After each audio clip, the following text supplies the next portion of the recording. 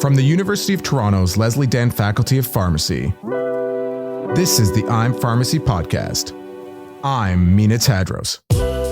Medications are an integral part of our healthcare system, helping millions of people around the world manage and overcome a wide range of health conditions.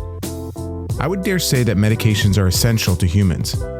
But why are medications so important to humanity? The answer is simple. Without them, many of us would not be able to live full, healthy lives.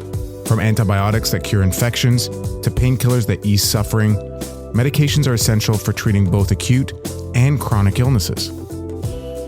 To that end, medications are a vital part of our healthcare system, and more importantly, an essential tool in managing illness and improving our health. And yet, their access is grossly limited around the world. According to the WHO, around 4.2 billion people lack access to basic medicines. Let me paint this picture. In low and middle income countries, half of the people do not have access to essential medicines. More importantly, it's estimated that millions of people die each year due to a lack of access to these medications. Access to medicines is a cited and major problem worldwide, but it impacts those most in need and often the poorest in the world. This combines with the lack of access to other healthcare services. This lack of access leads to unnecessary suffering, disability, death, and in many cases, these are easily preventable or treated situations. This is a complex problem, though. Access to medicines can include a variety of different issues, sometimes dealing with high cost of drugs, inadequate healthcare infrastructure to even get drugs to places we need them, and limited research and development efforts for diseases that affect more low-income countries. While there's lots of initiatives and effects trying to increase this access, such things as the essential medicines list, we need to do more to ensure that everyone has access to the medications that need to lead better lives. Access to medicine is also an issue in Canada. Despite our reputation as having a universal healthcare system, we don't have universal pharmacare. This is compounded by the issues of affordability and accessibility, especially for those who are uninsured or underinsured. And this is actually a bigger problem than most people realize. How often does this actually happen? In 2021, 1 in 5 Canadians reported not having any prescription insurance or coverage for their medication costs. Combining this with the skyrocketing cost of medications in Canada, and we have a real issue. The high cost of medications also leads to concerns with medication non-adherence, so much so that the Canadian Pharmacists Association estimates that non-adherence because of cost can be costing our system $7.3 billion. This has led to increased hospitalizations, emergency department visits, and other healthcare costs that are associated with things that could have been easily treated or prevented. So what can be done? This is a real big problem, and that's what we want to explore this episode. How does this problem of access to medicines present globally and locally at home? And what are some actual solutions to helping solve this access problem? To begin our exploration into this problem, I first wanted to start at home, here in Canada. To do so, we chatted with Dr. Danielle Martin, an expert and advocate in universal healthcare and specifically has spoken out around issues of pharmacare. Also, my former boss. My name's Danielle Martin. I'm a family doc, and I am the chair of the Department of Family and Community Medicine here at the University of Toronto. So, the theme for this episode is around access to medicines. And I think you and I have had conversations pretty extensively in some cases about, pharmacare and what that looks like in the Canadian landscape, but also just like what better access to medicines would look like. Like, do we actually have a problem in Canada? We have a huge and multi-layered problem in Canada with respect to access to medicines.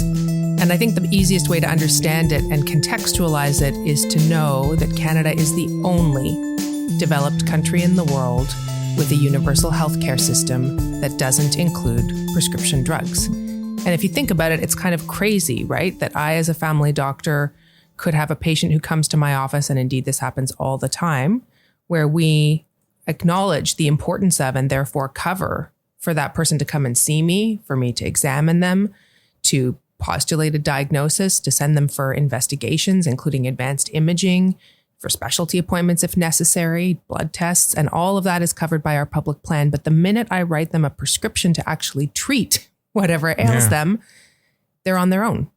And it's absurd, actually, if you think of it. No rational person would ever design a healthcare system that way. And so the result of that is that we've ended up with a patchwork system of coverage in Canada where there are some people who are covered through public plans in Ontario, people on social assistance and seniors over the age of 65. There are others who have private coverage usually through their employer. And there are millions of people who have no coverage at all, with the result that 1 in 5 households in Canada reports that someone in their household is not taking their medication because of cost. And we see it in family medicine all the time. We see people who take their drugs every other day. We see people who space out their puffers, waiting for their check to come at the end of the month. Some of these people are, of course, living in poverty or working low-wage jobs, but some are highly paid contract or gig workers, but who are just in between their, one contract and the next, or one paycheck and the next, and therefore not in a position to pay for their medications, people coming on and off their meds. We see kids who end up in the emergency department because their family members, couldn't pay for their medication. We see people who can't afford their insulin for their type 1 diabetes. So it is a real problem. It affects real people. And it comes from a deeply dysfunctional set of policy decisions that we've made as a country, and it's got to get fixed. Yeah. Why do you think it was left out? So one thing that's always been interesting to me is in the very beginning of the design of healthcare in Canada, when we decided to go universal and the acts were passed federally and agreements were made with the provinces, they didn't include drugs. Is that just because drugs weren't important back then and now they've become more important? Or maybe a little context of how we got here? Yeah. So the apocryphal story on this is, in the 60s when we patched together our public healthcare plans across the country, doctors and hospitals were where most healthcare happened. And, it's true that there were not that many drugs in those days, if you think about it, as compared to the wide array of drugs, useful and not useful, that we have today.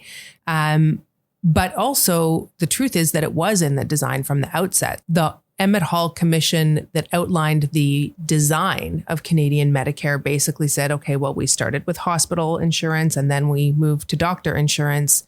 And so next will be drugs. And we just arrested, in that journey. And we've now spent more than 50 years battling to try to protect public universal coverage for doctors and hospitals and not having the necessary conversations about how to expand Medicare.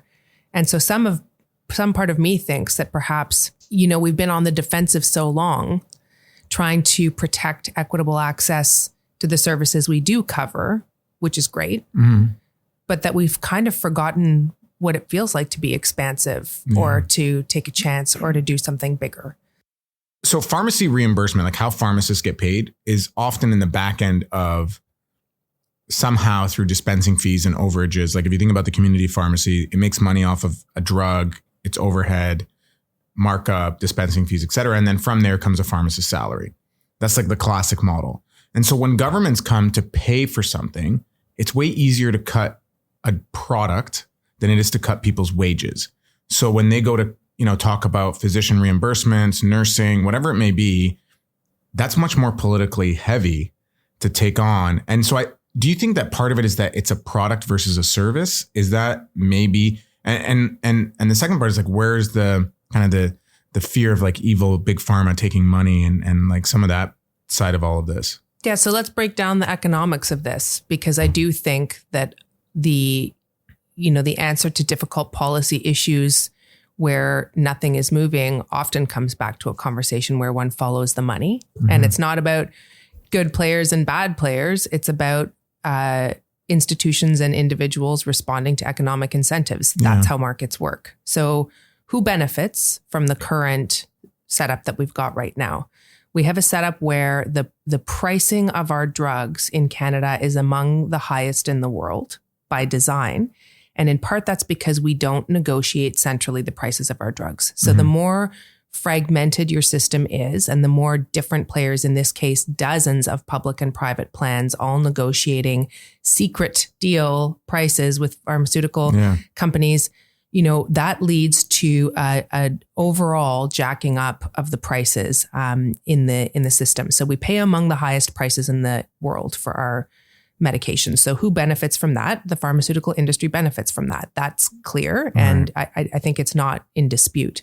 And then, as you've pointed out, there's another group who benefit from the current setup.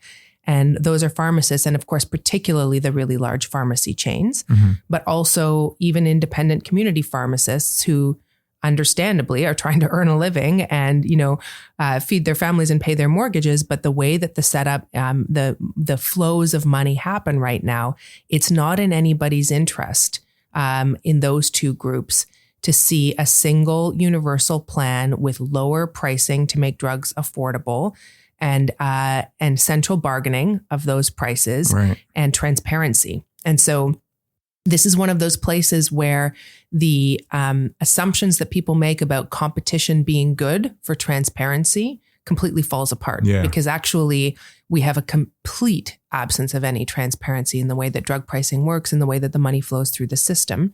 And the problem with that is not just that we pay more than we should, in quotes, or need to, I would say. But the problem is that there are actual people who are suffering as a result of that. Yeah. Like, it's crazy if you think about it, Mina, that a person who has to pay out of pocket for their medication pays a higher price than the person who has coverage through a public or private plan because that insurer has gone out and negotiated the prices of that same pill down to a lower cost that you and I can't see or don't know about as, people working in the system. And so actually the person who pays the highest price in the whole system is the individual who is the person who can afford it the least. Yeah. And it is interesting because I think even in the private insurance sector, although they are starting to shift, they've been notorious for just listing things. And now that they're starting to negotiate prices themselves, they've been told, well, you were subsidizing the public programs. And so it's almost like the people paying out of pocket have to subsidize everybody else. And that doesn't feel fair because many times, I, in the pharmacy, have seen the exact same thing you noted. Like, one story sticks in my head, which was a student. She was in university, diagnosed and living with ADHD. And her stimulants are expensive drugs because they're branded. And she would just basically only fill them around an exam time. And she was struggling through school. And I kind of was torn. Like, we tried to find her cards. We tried to get her into the Trillium program. Like, I could tell when exams were because she'd come in to fill her prescription because that felt like it was worth it. But then her learning throughout the time was kind of hindered. And I have a family in my practice right now who I am working with. And we have, I'm extremely lucky. I work in an interprofessional team. We have an amazing pharmacist on our team who tries to help our patients navigate these labyrinthine systems. But, this is a family where he drives a taxi. He's a new Canadian. His wife's at home with their kids. She was diagnosed with a very serious illness that involved surgery and seizures and all kinds of stuff. She's taking some very expensive anti-epileptic medications. He's self-employed, right? He drives a cab. So, and he himself has diabetes and a bunch of other health problems associated with men of his age and stage and the part of the world that he comes from and the sedentary job that he works. And so they've just made a calculation. So they buy her drugs and not his because they don't want her to have a seizure. Yeah. And the complications of his diabetes, which, as you and I both know, will include kidney failure, dialysis, blindness, amputation, heart attack, stroke, death. Those are the complications of untreated diabetes. They're going to take their chances on those because those are long-term complications out far into the future that they can't see. And they don't want her to have a seizure tomorrow. So families are making choices like that all over the country. And you're right. It's not fair that those folks are paying the price of this system that we find ourselves in. In your story, what also kind of drives me a little bit crazy is that when that individual later on has complications for diabetes, we're going to jump in and have to pay for it. It's like, completely even if crazy. Economically, as they always say, it's penny wise and pound foolish, right? So, save a little money now and then pay for the consequences of that short-sighted decision later when the person lands in the emergency department with their horrible outcome, not to mention the human cost of that. Like, it's just, It's very disheartening because we know this. We've known it for a long time that we do have an access to medicines problem in Canada. We have an equity problem and we have a price and cost problem. And there's one thing that would fix all of that, and that's universal public pharmacare. Yeah. And we have a stack of reports from experts across many generations and every political stripe of government that say this is how you do it. And it seems to me that there's almost no movement at all.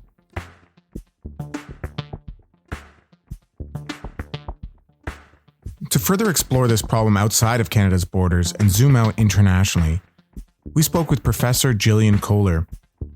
Dr. Kohler is a professor at the Leslie Den Faculty of Pharmacy and the director of the WHO Collaborating Centre for Governance, Transparency and Accountability in the Pharmaceutical Sector here at the University of Toronto.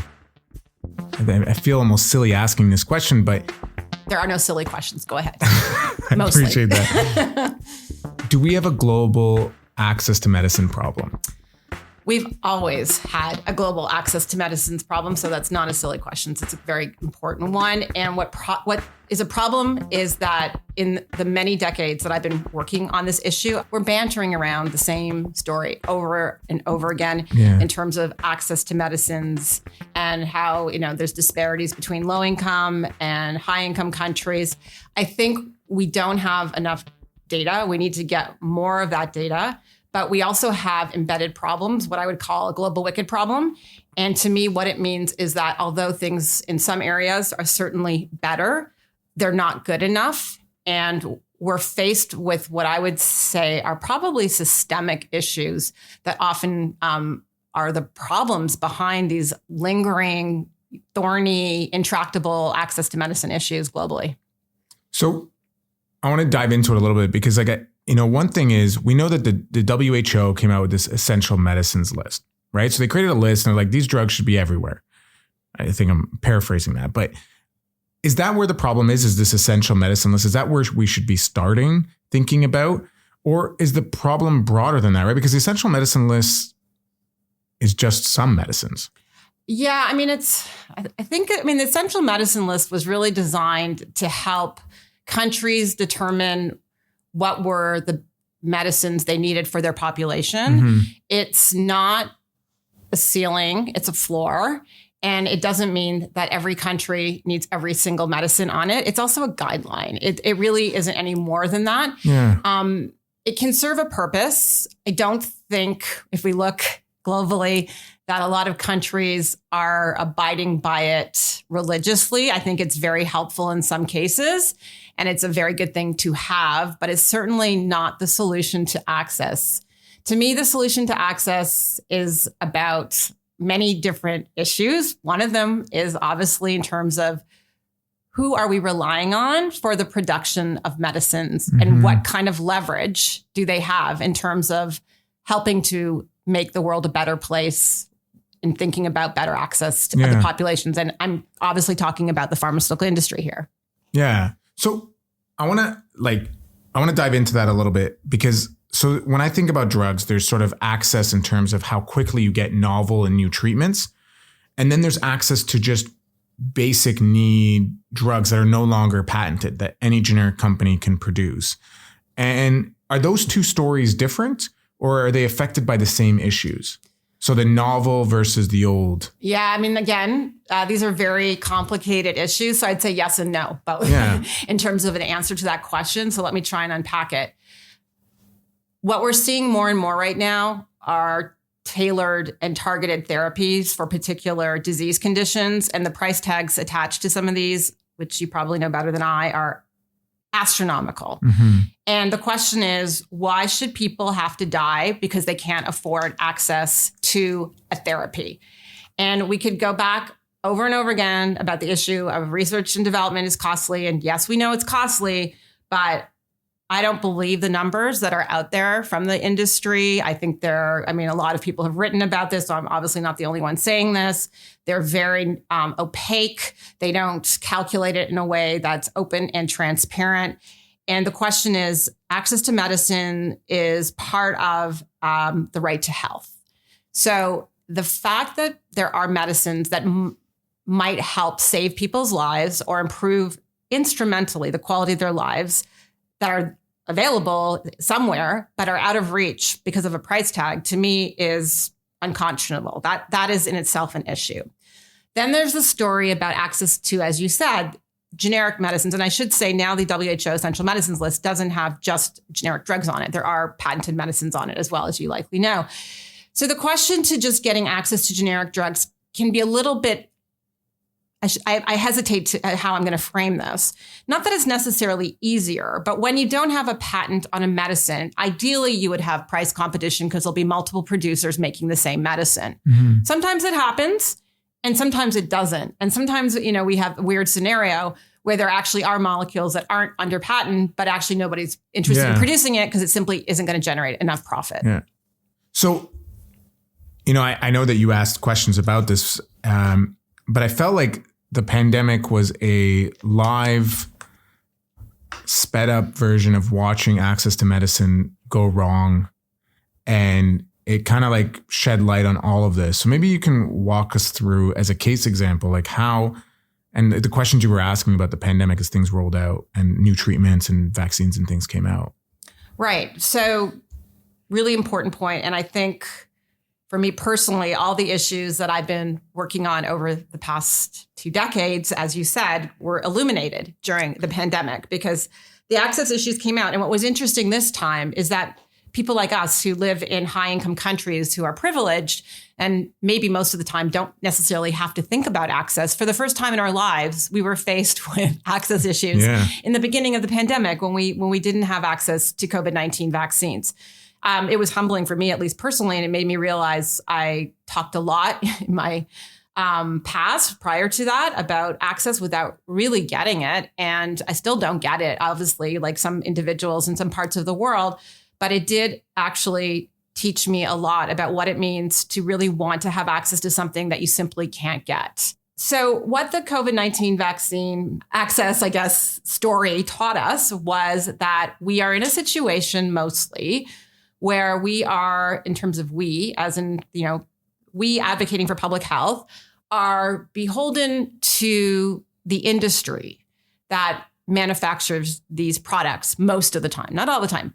Let's remember that industry doesn't do this by themselves. They work with public institutions, they work with researchers, academics. But at the end of the day, at least in the COVID-19 scenario, we were faced with a situation where we were reliant on industry, and thankfully industry did do development well. So that's, again, kudos for that. But at the end of the day, there wasn't an effort to make sure that everybody who needed vaccines could get them. Sure, there's a creation of a global mechanism, COVAX, which was supposed to ensure that everyone globally, at least the highly vulnerable and health professionals populations, got access quickly to vaccines. That worked not as well as many anticipated. But at the end of the day, why are we protecting patents when we have a public health emergency? So why are we beholden to the industry in terms of their profit motivation when people are dying from health conditions that can be prevented? What you see is some companies come out and they do good. They talk about, we're going to have tiered pricing. We're going to ensure access to different countries based on their economic capabilities. What they say is that the richer countries are basically funding poorer countries, and it seems to not really be solving the problem. Is the answer here like some sort of global entity, or is that impossible? Like, is that herding cats? On one side, you're going to depend on the market to figure itself out. That's not working. The other side is like, okay, let's get our ducks in a row, but that sounds like impossible. Like how do we start thinking through this? Like, how do we start trying to tackle this? Yeah. I mean, again, small steps forward, right? We have to. I think in terms of creating another entity, it depends on what it is. I mean, we saw the failure of global cooperation during the pandemic. Absolutely. Right? The WHO was not a global leader in the sense that it needed to be. Other forums just didn't, as you pointed out, just didn't seem to work. There was definitely, and there seems to be a trend towards less global cooperation and more about what's in it for us, what's in it for our nation, which is actually quite frightening when you think about it. Would more kind of international law regulations make a difference? I don't know.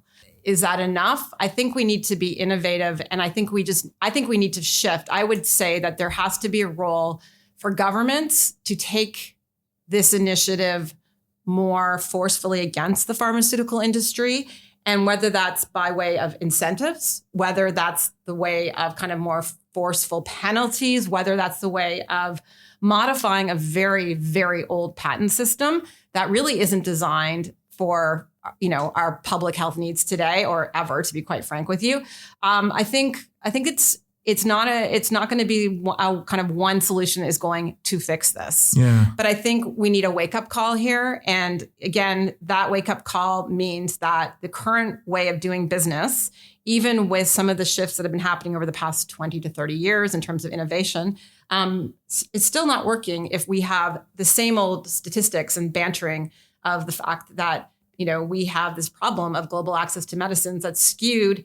And I would say one thing, though, when we talk about it, I want to be careful that we don't talk about just all populations. When we say people in low income countries, there are some very wealthy people who live in low income countries. So we're talking about the poorest and the most marginalized and vulnerable populations. And that could happen in a low income country a lot.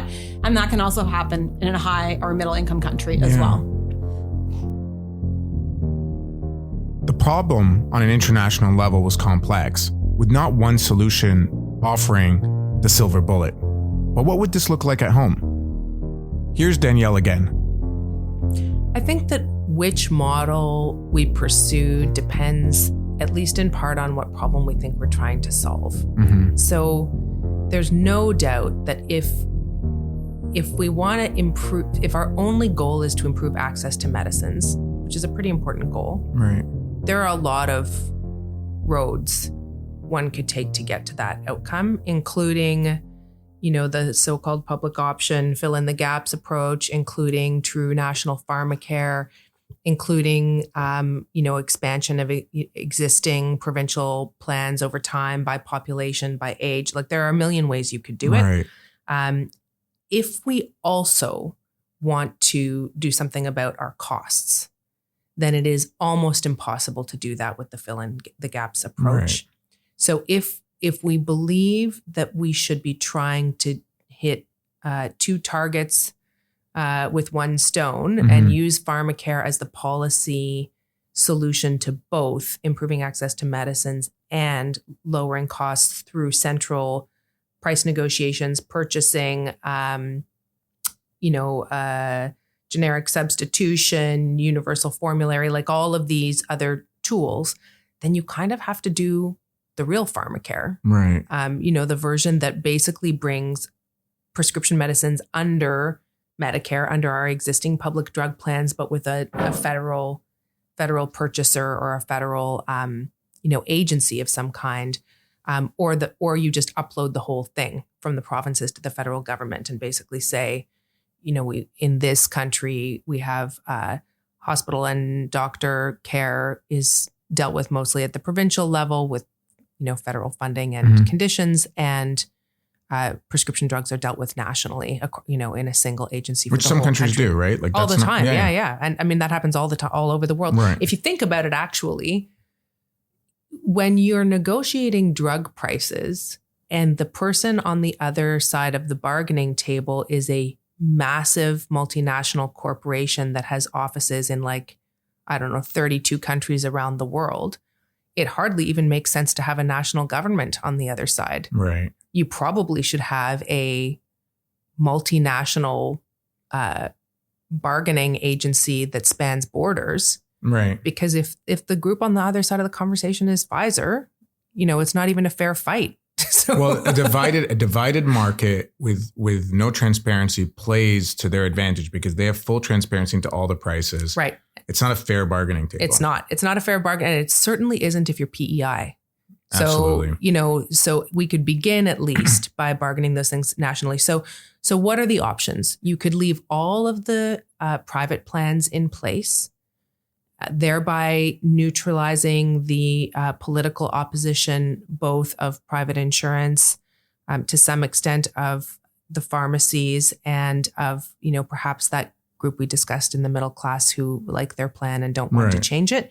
And then grow the public plans to fill the gaps and you could get to universal access. Of course, you and I know that what happens then is the people who get sick drop out of the workforce and go into the public plan. And so all of the quote unquote bad risk ends up in the public plans, and all of the basically healthy working people are in the private plans. And it becomes hugely expensive for the public plans because the public plans are backstopping all the risk for the private plans. Anything that's expensive, anything that's complicated, anyone who gets so sick that they can't work immediately transfers into the public plan. So that's going to be an expensive model, but it's perhaps less politically tricky. Mm-hmm. And maybe we decide that we'll take that option as a country.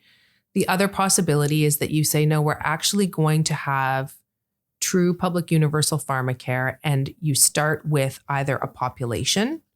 So Ontario experimented with this around kids. Mm-hmm. You know, we're just going to cover everybody under 18 for this list of 100 or 150 or, at one point I called it 20 drugs to save a nation. Yeah. Just start with a list. I don't care how small the list is, and start with a population and just say we're going to practice with those.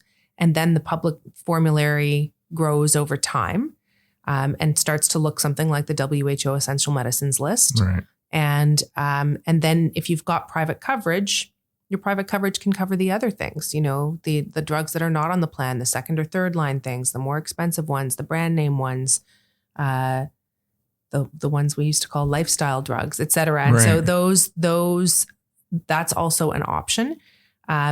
It would require a lot more political will. Mm-hmm.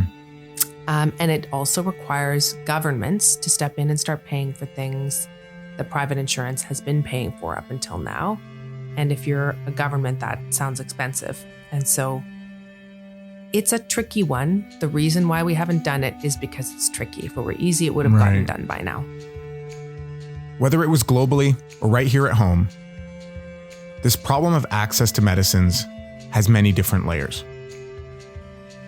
It wasn't just about paying for the medications, but also ensuring that everybody has equitable access to all the medications that they need. More importantly, it seemed like there was an issue here of leadership, an issue of which organizations take the lead, whose problem is this, and how do you bring every stakeholder together? You have private entities, public entities, and lots of different incentives driving forward this problem. We heard a lot about solutions. No one silver bullet internationally was going to solve this. And at home, it seemed that we lacked the political will to take the steps forward for anything related to pharmacare. I don't think that we can push this problem any further.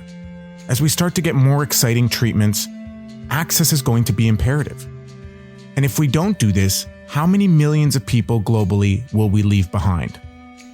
It has become apparent that the time is now to act on this based on the lessons from COVID, lessons from the past decades, and ensuring that patients get the medications that they need.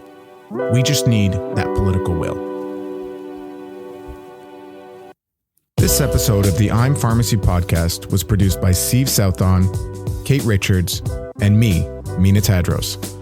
Musical accompaniment was from Steve Southon and Diego Martinez. This episode was edited by Steve Southon. Special thanks to Dr. Danielle Martin and Professor Jillian Kohler. We'll be dropping new episodes every single month, so make sure to subscribe wherever you listen to your podcasts. Stay safe and keep asking questions. Catch you at the next episode.